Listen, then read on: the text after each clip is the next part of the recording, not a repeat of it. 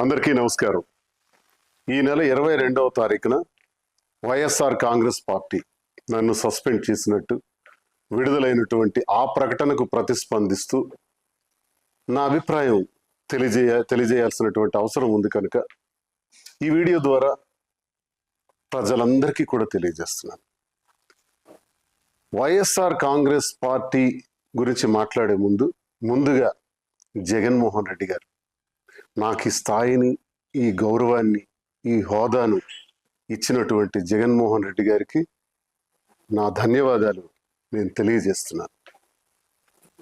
మరి ఈరోజు పార్టీ కోసం చాలా కష్టపడి పనిచేశాను, గొంతై మాట్లాడాను, గట్టిగా ప్రతిపక్షాల మీద విరుచుకుపడ్డాను.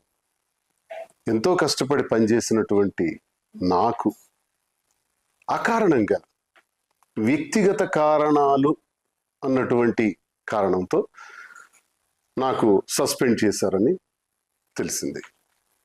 అయితే ఇందుకు నేను పార్టీ నాకు అందించినటువంటి సహకారం, రాజశేఖర్ రెడ్డి గారితో అడుగులు వేసిన నేను, జగన్మోహన్ రెడ్డి గారితో నడుస్తున్న నేను, నా హృదయంలో జగన్మోహన్ రెడ్డి గారు ఇప్పుడు కూడా చిరస్మరణీయులు. అయితే ఈ రాజకీయ క్రీడలో నేను బలయ్యానేమో అని నాకు అనిపిస్తుంది. అయితే నేటికి 25 సంవత్సరాలుగా ప్రజా జీవితంలో ఉన్నటువంటి నేను, ప్రజాసేవనే పరమావధిగా భావించిన నేను ఎప్పుడూ పార్టీకి ద్రోహం చేయలేదు, అవినీతి చేయలేదు, లంచాలు తీసుకోలేదు, అధికార దుర్వినియోగం చేయలేదు, భూ కబ్జాలు చేయలేదు. పార్టీ కోసం మాత్రమే అహర్నిశలు పనిచేశాను.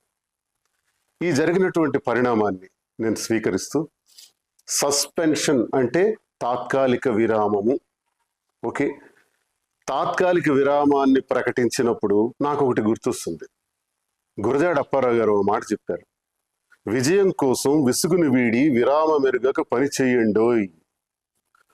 పని చేస్తాను, కష్టపడి పని చేస్తాను, స్వతంత్రుడిగా, తటస్థునిగా, నా ప్రజల కోసం, నాకు నమ్ముకున్న గ్రామాల కోసం, నా పైన ఆధారపడి ఉన్నటువంటి కార్యకర్తల కోసం, అభిమానుల కోసం నిరంతరం మరింత రెట్టింపు ఉత్సాహంతో పనిచేస్తానని, ఎవ్వరూ ఆందోళన చెందవలసిన అవసరం లేదని, నా అభిమానులందరూ కూడా ధైర్యంగా ఉండాలని, గ్రామాన మళ్ళీ తిరుగుతాను, ప్రతి ఇంటికి ఈ దువ్వాడ శ్రీనివాస్ వస్తాడు, ప్రజలతో నేరుగా సంబంధాలు ఉన్నటువంటి నేను ఏ ఒక్కరిని విడిచిపెట్టేది లేదని, కష్టపడి పనిచేస్తానని, అన్నింటికీ కాలమే తీర్పు చెబుతుందని నమ్మిన నేను, మరి ప్రజలందరికీ ఇంతవరకు నాకు ఈ గౌరవాన్ని ఇచ్చినటువంటి ప్రజల్ని నేను ఎప్పుడు మర్చిపోలేను. ముఖ్యంగా టెక్కలి నియోజకవర్గ ప్రజలు,